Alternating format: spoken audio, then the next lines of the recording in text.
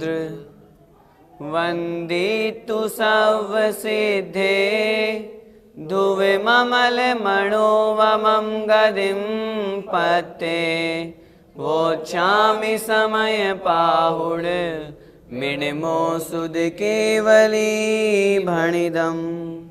पंच परमेष्ठी भगवान की जय हो। समय सारजी महान ग्रंथाधिराज का निर्जराधिकार चल रहा है।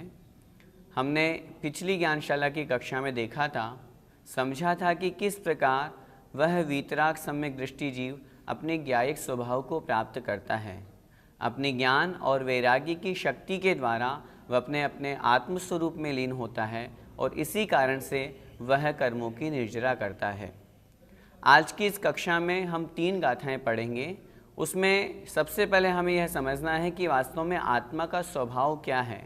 जब वह जीव आत्म स्वभाव को प्राप्त हो जाता है तब वह रागादि जो विकार भाव हैं, विकारी भाव हैं, उनसे वह स्वयमेव दूर हो जाता है। और जब विकारी भाव उसके दूर हो जाएंगे तो फिर उस जीव के कर्मों का बंध कैसे होगा। देखें गाथा क्रमांक 210।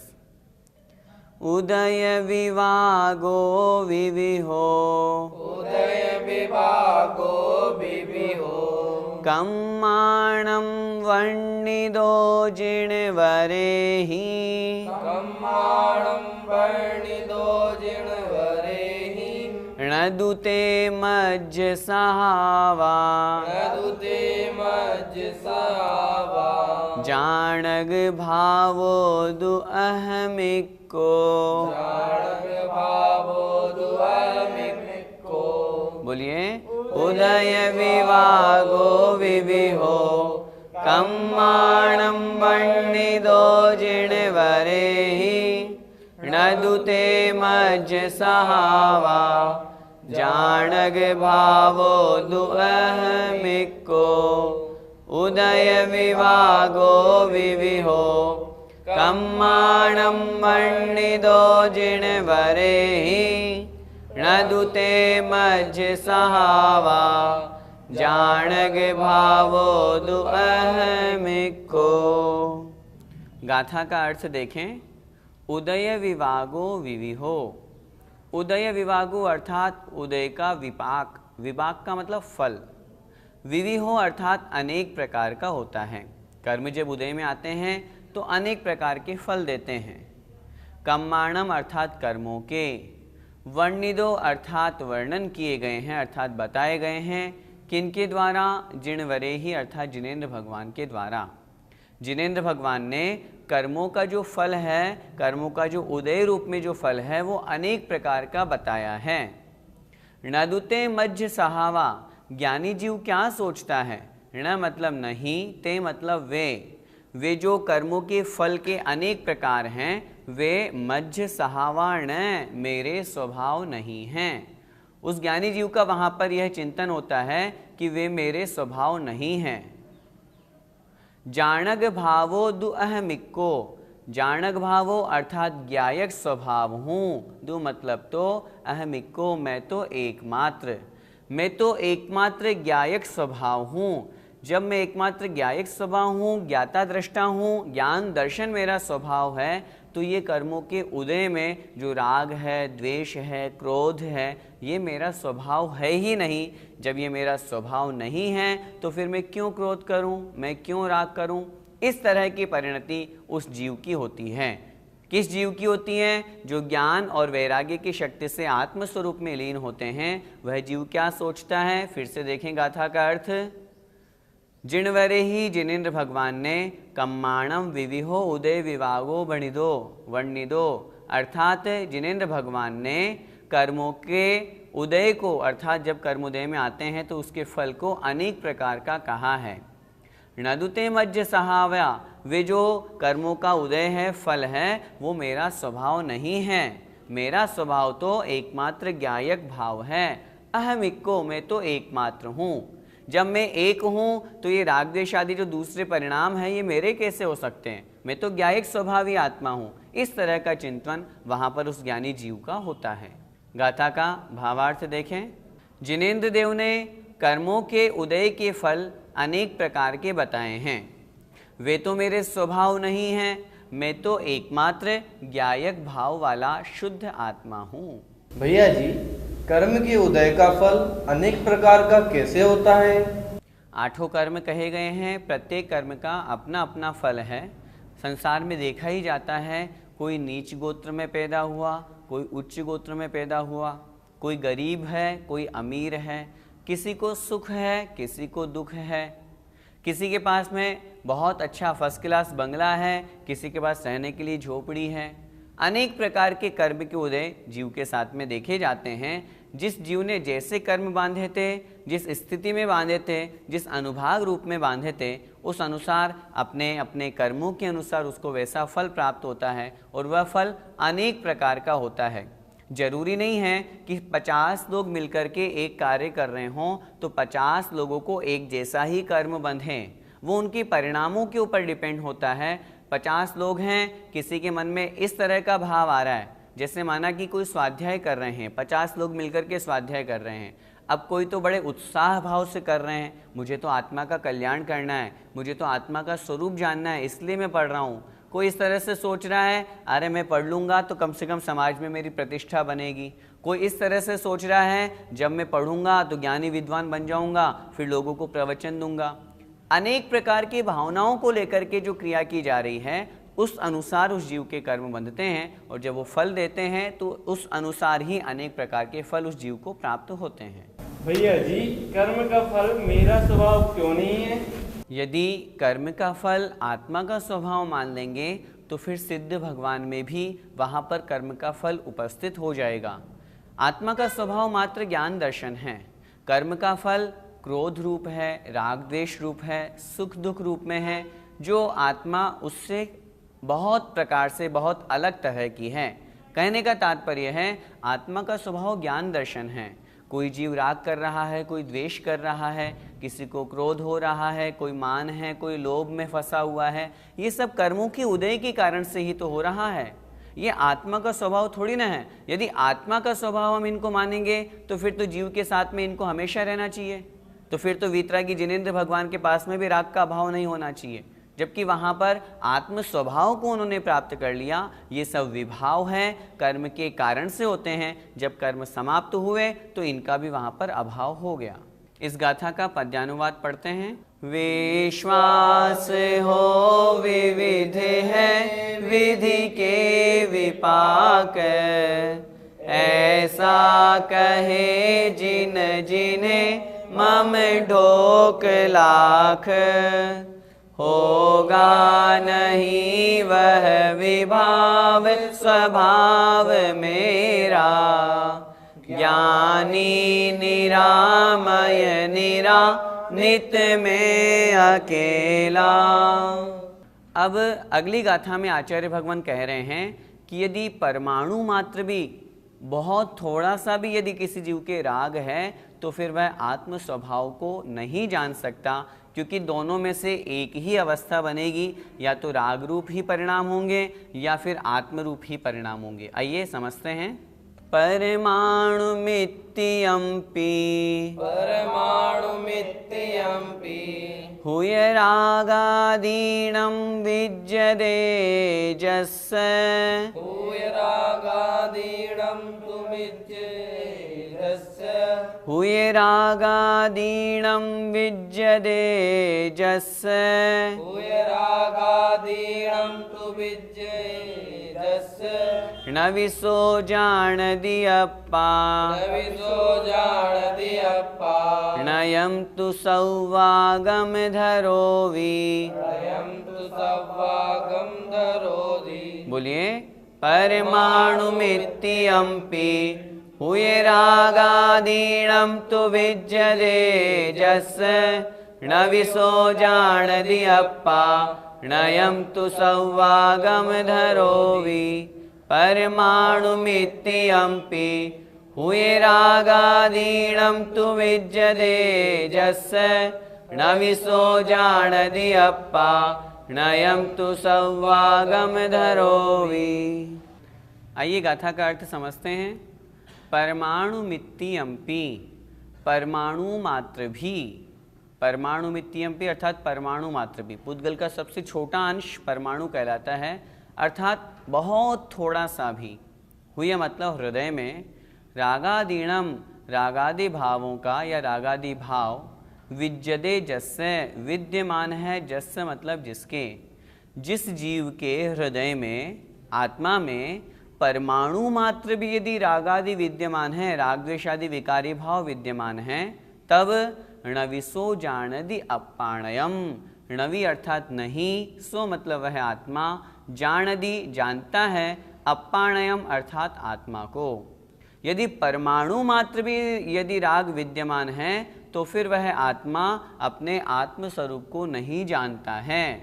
तो मतलब यदि सव्वागम धरोवी, सव मतलब समस्त, आगम मतलब शास्त्रों को, धरोवी धारण करता हुआ भी, अर्थात समस्त शास्त्रों का पारगामी होकर के भी, पारगामी का तात्पर्य ज्ञानी, सभी शास्त्र पढ़ लिए भले ही, शुद्ध ज्ञानी हो गया चाहे भले ही, द्वादशांग का पाठी हो गया, लेकिन यदि परमाणु मात्र भी यदि उस जीव के राग हैं तो फिर वह अपने आत्म स्वरूप को नहीं जान सकता।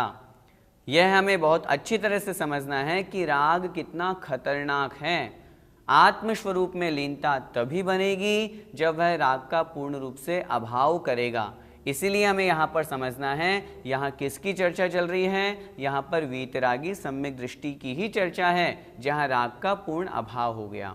फिर से एक बार गाथा का अर्थ देखें, परमाणु मित्यम्पि, परमाणु मात्र भी, हुए मतलब हृदय में, आत्मा में, रागादीणम रागद्वेष आदि भाव, विद्यते जस्य विद्यमान है जिसके, जिसके हृदय में परमाणु मात्र भी रागादि भाव विद्यमान हैं, सो अपाणयम न जानदी, वह अपनी आत्मा को नहीं जानता है, चाहे भले ही सव्वागम धरोवी, समस्त आगम को, समस्त शास्त्रों को धारण करने वाला अथवा उनको ज्ञाता भी क्यों न हो, लेकिन राग होने के कारण से वह आत्मस्वरूप को नहीं जान सकता। गाथा का भावार्थ देखें, जिसके हृदय में परमाणु मात्र भी रागादि भाव विद्यमान है, वह संपूर्ण शास्त्रों का पारगामी होकर भी, अर्थात संपूर्ण शास्त्रों का ज्ञाता अथवा पठिता होकर के भी, पढ़ने वाला होकर के भी आत्मा को नहीं जानता है। भैया जी, आत्मा का स्वरूप कैसा होता है? एक पंक्ति में यदि हम कहना चाहें तो आत्मा का स्वरूप राग रहित होता है। जो आत्मा रागादि भाव कर्म, ज्ञानावर्णादि द्रव्य कर्म और शरीर आदि 9 कर्म से रहित होती है, वही तो आत्मा का लक्षण है, वही आत्मा का स्वरूप है। और उसी आत्म स्वरूप को वह जीव तभी प्राप्त कर सकता है जब वह रागादि विकारी भावों से दूर होता है। भैया जी, तो क्या रागी आत्मा मिथ्या दृष्टि होता है? नहीं, ऐसा नहीं है। रागी को मिथ्या दृष्टि नहीं कह रहे हैं यहाँ पर। मिथ्या दृष्टि जीव की परिभाषा तो जो गलत श्रद्धान करता है, विपरीत अपनी मान्यता रखता है, उसकी अपेक्षा से है। यहाँ पर वीतरागी सम्यक दृष्टि की बात चल रही है। अगर आप ये कहेंगे कि जहाँ तक राग है वहाँ तक सम्यक दृष्टि नहीं है, तो हम उस सम्यक दृष्टि की अपेक्षा से तो कह सकते हैं कि हाँ, 10वें गुण स्थान तक जितने भी जीव हैं वे वीतराग सम्यक दृष्टि नहीं हैं। क्यों? क्योंकि वहाँ पर राग है। जहाँ तक राग होता है, अब यूँ तो 10वें गुण स्थान तक अज्ञान है तो हम उसे मिथ्या दृष्टि थोड़ी ना करेंगे, मिथ्या ज्ञानी थोड़ी ना कहेंगे। मिथ्या दृष्टि मिथ्या ज्ञानी रूप जो चर्चा है वो अलग है, वो सम्यक्त्व की अपेक्षा से है। यहाँ वीतराग सम्यक दृष्टि की बात चल रही है, तो 10वें गुण स्थान तक के जीव सराग सम्यक दृष्टि कहलाते हैं, 4थे गुण स्थान से 10वें गुण स्थान तक के, और उससे ऊपर जहाँ राग और मोह का क्षय हो गया अथवा अभाव हो गया, वे जीव वीतराग सम्यक दृष्टि कहलाते हैं। भैया जी, द्वादशांग का ज्ञाता विरागी है, तो क्या वो आत्मा को नहीं जानता? हाँ, निश्चित रूप से यदि कोई द्वादशांग के ज्ञाता हैं और यदि वो आत्मस्वरूप में लीन नहीं हैं तो हम उन्हें रागी ही कहेंगे। 10वें गुण स्थान तक के जो द्वादशांग के पाठी श्रुत केवली मुनि महाराज हैं, यदि वे आत्मस्वरूप में लीन नहीं हैं, यदि वो उस ज्ञान की अपेक्षा से अन्य पर पदार्थों को जान रहे हैं, आत्मा को नहीं जान रहे हैं, तो उस अपेक्षा से हम उन्हें वहाँ पर रागी ही कहेंगे। यहाँ बात चल रही है वीतराग सम्यक दृष्टि की, यहाँ पर सराग सम्यक दृष्टि की बात नहीं चल रही है। इस अपेक्षा से जो द्वादशांग के पाठी हों अथवा ज्ञानी हों, उपयोग दोनों में से एक जगह ही रहेगा। यदि वहाँ पर राग रूप जानने रूप परिणति हो रही है अन्य पर पदार्थों को, तो राग है। यदि वहाँ पर आत्मस्वरूप को जान रहे हैं तो वहाँ पर आत्मस्वरूप में उनकी वहाँ पर परिणति रहेगी, उपयोग आत्मा का वहाँ पर रहेगा। जब द्वादशांग के ज्ञानी मुनि महाराज आत्मस्वरूप में लीन होंगे, शुद्धोपयोग को प्राप्त होंगे, तब वे राग रहित कहलाएंगे। जब वे शुभोपयोग को प्राप्त हो जाएंगे तो वे राग सहित कहलाएंगे। भैया जी, रागांश से क्या हानि है? रागांश, राग का अंश मात्र भी, आचार्य भगवान ने तो यहाँ पर लिखा है परमाणु मात्र भी यदि वहाँ पर राग है तो सबसे बड़ी हानि क्या है? वह जीव आत्मानुभव नहीं कर सकता, वह शुद्धोपयोग में लीन नहीं हो सकता, आत्म स्वभाव को प्राप्त नहीं कर सकता, यही सबसे बड़ी हानि है। और जब वह आत्म स्वभाव को प्राप्त नहीं करेगा, शुद्धोपयोग में लीन नहीं होगा, तो जो संसार का चक्र है पुनः कर्म का बंध करेगा। इस तरह से वह संसार में परिभ्रमण ही करता रहेगा।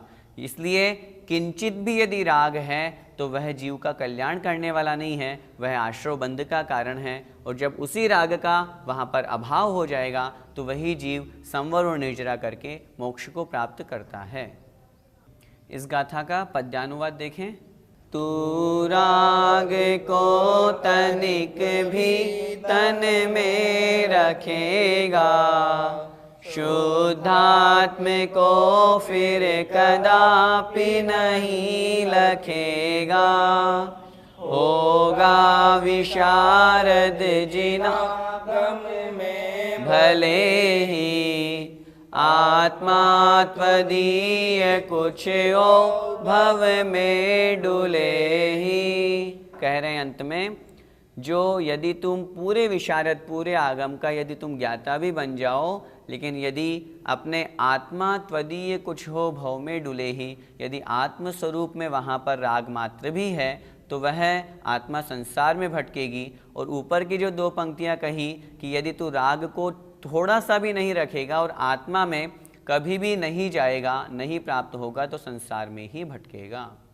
उसी बात को अब एक और गाथा के माध्यम से आचार्य भगवान अगली गाथा में कह रहे हैं, देखें।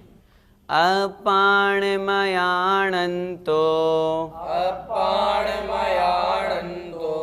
अणपयं चाविसो अयाणन्तो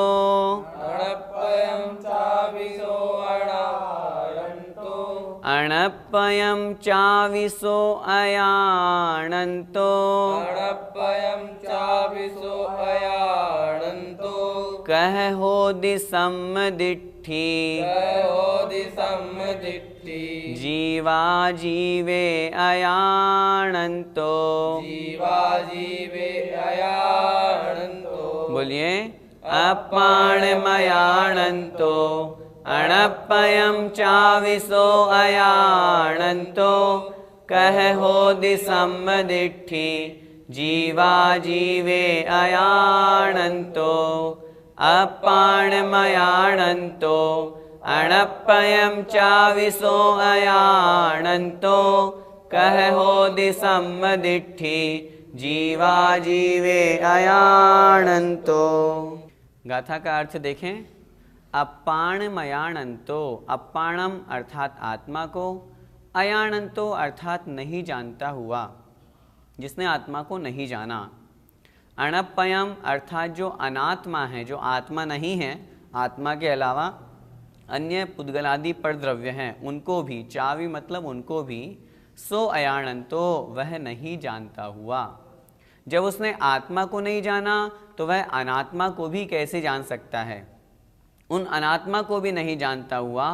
कह होदि सम्मदिट्ठी, कह मतलब कैसे, होदि मतलब हो सकता है, सम्मदिट्ठी अर्थात सम्यक दृष्टि। वह आत्मा सम्यक दृष्टि कैसे, वह आत्मा सम्यक दृष्टि कैसे हो सकता है? क्यों? जीवा जीवे अयाणन्तो, जीव और अजीव दोनों को अयाणन्तो अर्थात नहीं जानता हुआ। कितनी स्पष्ट बात आचार्य भगवान यहाँ पर लिख रहे हैं। जिसने जीव को और अजीव को ही नहीं जाना तो फिर वह सम्यक दृष्टि कैसे हो सकता है? सम्यक दृष्टि तो वही होगा जिसने आत्मा को जाना, आत्मा के स्वभाव को जाना, और आत्मा के स्वभाव के अलावा जो अन्य पर पदार्थ हैं उनके स्वभाव को जान करके अन्य पर पदार्थों से राग भाव को दूर किया, आत्मा के स्वभाव को जान करके अपने आत्म स्वभाव में स्थित हुआ। वास्तव में वही जीव सम्यक दृष्टि है। मैं पुनः निवेदन करना चाहता हूँ, यहाँ पर वीतराग सम्यक दृष्टि की बात चल रही है और वीतराग सम्यक दृष्टि के लिए इसीलिए कहा गया है क्योंकि वह आत्मा को जान करके आत्म स्वभाव में स्थित होता है, और जिसने आत्म स्वभाव को नहीं जाना तो वह आत्म स्वभाव में स्थित भी नहीं हुआ, इसलिए वह सम्यक दृष्टि नहीं है, अर्थात वीतराग सम्यक दृष्टि नहीं है। 10वें गुण स्थान तक के सभी जीव सराग सम्यक दृष्टि, चौथे गुण स्थान की अपेक्षा से मैं चर्चा कर रहा हूँ, चौथे गुण स्थान से 10वें गुण स्थान तक के जो जीव हैं वे सराग सम्यक दृष्टि कहे गए हैं। जहाँ राग का अभाव हो जाता है, आत्मस्वरूप को जान लिया जाता है, वहाँ वीतराग सम्यक दर्शन होता है। द्रव्यानुयोग की अपेक्षा से 7वें गुण स्थान से शुद्धोपयोग होता है, उस अपेक्षा से भी वहाँ पर वीतराग सम्यक दर्शन की परिभाषा घटित होती है, क्योंकि वहाँ पर अतिमंद कषाय है और बहिरंग में कषाय का उदय नहीं है या बहिरंग में वह कषाय दिख नहीं रही है। इस अपेक्षा से द्रव्यानुयोग के अनुसार, या यूँ समझना चाहिए कि द्रव्यानुयोग के अनुसार वहाँ पर वो परिभाषा बताई जाती है। कहने का तात्पर्य एक बार फिर से गाथा का अर्थ देखें। अपाणम अयाणंतो अर्थात आत्मा को नहीं जानता हुआ, अणपयम चाविसो अयाणंतो अर्थात अनात्मा को भी वह नहीं जानता हुआ, कह होद सम्यक दृष्टि अर्थात वह सम्यक दृष्टि कैसे हो सकता है। क्यों नहीं हो सकता सम्यक दृष्टि? क्योंकि उसने जीव और अजीव जो दो मुख्य तत्व हैं, इन दोनों को ही अयाणंतो नहीं जाना, जीव के वास्तविक स्वभाव को नहीं जाना। जब जीव के वास्तविक स्वभाव को नहीं जाना तो फिर वो अजीव को भी कैसे जान सकता है, और दोनों को नहीं जानने के कारण से हम उसे सम्यक दृष्टि नहीं कह सकते। गाथा का भावार्थ देखें। जब वह आत्मा को नहीं जान सकता तो वह अन्य को भी नहीं जान सकता। इस प्रकार जीव और अजीव दोनों को ही नहीं जानने वाला सम्यक दृष्टि कैसे हो सकता है, अर्थात कभी नहीं हो सकता। भैया जी, आत्मा को नहीं जानने वाला अनात्मा को भी कैसे नहीं जानता? जिसने एक को नहीं जाना वह अन्य को कैसे जान पाएगा। जैसे माना कि जिसने एक को जान लिया वही तो अन्य को जानेगा। माना कि यहाँ पर 100 वस्तुएं रखी हुई है, उन 100 वस्तुओं में से एक मेरी है, मैंने जाना कि हाँ ये मेरी है, तो उसको मैंने अपना जाना, उस जानने के साथ में अन्य को भी तो मैंने जाना कि ये मेरी नहीं है। जब एक को जानेंगे तो अन्य को जानेंगे, उसी तरह जिसने आत्मा को जान लिया वही व्यक्ति अन्य को भी जान सकता है, और जिसने आत्म स्वभाव को भी नहीं जाना वह अन्य को कैसे जान सकता है, अर्थात नहीं जान सकता। तो भैया जी, रागी सम्यक दृष्टि जीव नहीं है तो क्या रामचंद्र और भरत आदि सम्यक दृष्टि जीव नहीं थे? जब रामचंद्र जी, भरत आदि जब गृहस्थावस्था में थे तब वे सम्यक दृष्टि जीव तो थे, लेकिन यहाँ पर कौन से सम्यक दृष्टि की बात चल रही है? यहाँ वीतराग सम्यक दृष्टि की बात चल रही है, इसलिए वे वीतराग सम्यक दृष्टि उस अवस्था में नहीं थे। उस समय उनके राग था तभी तो वे युद्ध कर रहे थे। अगर युद्ध करते, राग के बिना युद्ध कैसे हो सकता है? वीतराग अवस्था में तो मात्र आत्म ध्यान में लीनता होती है, इसलिए वे सम्यक दृष्टि तो थे लेकिन वीतराग सम्यक दृष्टि नहीं थे। लेकिन वे सम्यक दृष्टि भी मिथ्या दृष्टि की अपेक्षा से बंध कम करते थे। वे घर में रह कर के भी किस प्रकार उनकी परिणति होती थी? घर में 2 तरह के लोग रहते हैं, एक नौकर, एक मालिक। हम नौकर की तरह काम करेंगे तो राग कम होगा, और यदि मालिक की तरह अपना स्वामित्व उपस्थित करेंगे तो राग ज़्यादा होगा। हम गृहस्थ में रहते हैं। आज की इन दोनों गाथाओं से, तीनों गाथाओं से हमें क्या समझना है? हमें राग से बचना है, हमें नौकर की तरह अपने शरीर से, अपने भावों से, अपने परिवार में कार्य करना है। यदि ऐसा करेंगे तो राग भाव कम होगा। जब राग भाव कम होगा तो निश्चित रूप से हमारा जो लक्ष्य है वीतराग अवस्था प्राप्त करना, उस ओर हम आगे बढ़ेंगे। पद्यानुवाद देखें। आत्मान आत्म अनात्म को लखेगा, सम्यक्त्व पात्र किस भांति अहो बनेगा। यो कुंद कुंद कहते बन वीतरागी, क्यों व्यर्थ दुख सहता तज राग रागी। जय जिनेन्द्र। इस कार्यक्रम के पुण्यार्जक परिवार है Shri Parasnath re rolling mills limited, Durgapur 1, Bardhaman, Paschim Bengal. Amita Jain, wife of Anil Kumar Jain. Sangeeta Jain, wife of Vipin Kumar Jain. Manak Chand, Kamla Devi, Rakesh, Neetu, Rishabh, Saumya एवं आयुषी मुशरफ।